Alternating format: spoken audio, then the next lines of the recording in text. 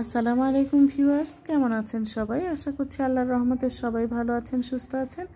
আমিও আলহামদুলিল্লাহ ভালো আছি। আজকে আমি আপনাদের সাথে গরুর মাংসের একটা রেসিপি শেয়ার করব। আশা করছি শেষ পর্যন্ত আমার সাথেই থাকবেন। আর সামনে যেহেতু রমজানের ঈদ আসছে, তো ঈদের দিন কিন্তু আপনারা চাইলে এরকম করে গরুর মাংসটা রান্না করে নিতে পারবেন। আর এইভাবে গরুর মাংস রান্না করলে হবে সেরা স্বাদের। আর আমি কিন্তু রাত দুপুরে গরুর মাংসটা রান্না করছি, তার কারণটা একটু পরেই বলছি। তো মাংসগুলো কেটে কুটে পরিষ্কার করে ধুয়ে নিয়েছি। আর তারপরে আমি প্রেশারের উপরে দিয়ে দিয়েছি, মানে প্রেশারের ভেতরে দিয়ে দিয়েছি মাংসগুলো। তার উপরে দিয়ে দিচ্ছি মশলাগুলো। প্রথমে আদা বাটা, জিরা বাটা, গরম মশলা বাটা, তারপরে হলুদের গুঁড়া, মরিচের গুঁড়া, লবণ, সব মশলা দিয়ে হাতে মেখে আমি প্রেসারে কিছুক্ষণ কষিয়ে নিয়ে তারপরে মাংসটা রান্না করে নেব। আর আপনাদের সাথে গল্পটাও শেয়ার করব। আর আপনারাও যদি এইভাবে মাংস রান্না করেন তাহলে কিন্তু মাংসটা খেতে অনেক টেস্টি হবে। আর মাংসগুলো নিয়ে আসার পরে আমি কেটে ধুয়ে পরিষ্কার করে টাটকা মাংস রান্না করে নিচ্ছি, আর বাকিগুলো ফ্রিজেতে রেখে দিয়েছি। তো আমি একটু এখানে বেটে নিয়েছি দারুচিনি, এলাচ আর জিরা। টাটকা বাটা দিয়ে রান্না করলে কিন্তু মাংসটা খেতে আরও বেশি ভালো লাগে। তো এর ভিতরে দিয়ে দিলাম পরিমাণ মতো তেল দিয়ে হাতে মেখে কিছুক্ষণ কষিয়ে নিয়ে তারপরে রান্না করব।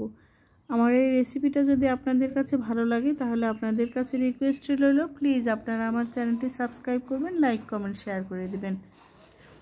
তো তারপরে চুলার ওপর বসিয়ে দিয়ে আমি মাংসটা কিছুক্ষণ কষিয়ে নিচ্ছি। তারপরে ঢাকনা দিয়ে ঢেকে কয়টা সিটি তুলে নেব।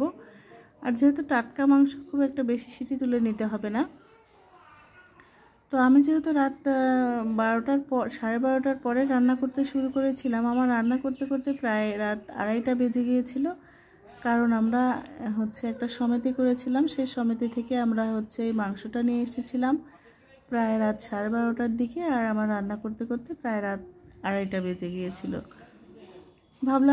ভাবলাম টাটকা মাংস যখন এনেছি তখন রান্না করি, এই কারণে রাত দুপুরে আমাকে রান্না করতে হয়েছিল। আর এখন কিন্তু পরের দিন, আগের দিন তো রান্না করেছিলাম রাতে, পরের দিন আবার এটাকে কালা ভুনার স্টাইল করার জন্য আমি কিছু বেরেস্তা ভেজে নিচ্ছি। তারপরে বেরেস্তাগুলো ভেজে মাংসের ভিতরে দিয়ে দেব। আর ঝোলটা একেবারে শুকিয়ে গাঢ় করে নেব, তাহলে কিন্তু দেখতে কিছুটা কালা ভুনার মতো হবে, আর টেস্টটা কিন্তু আরও বাড়বে। আপনারাও চাইলে এরকম করে রমজানের ঈদে এরকম করে গরুর মাংসটা রান্না করতে পারবেন, টেস্টটা কিন্তু অসাধারণ হয়।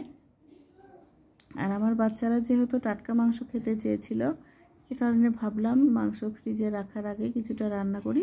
সাথে থাকার জন্য আপনাদের ধন্যবাদ।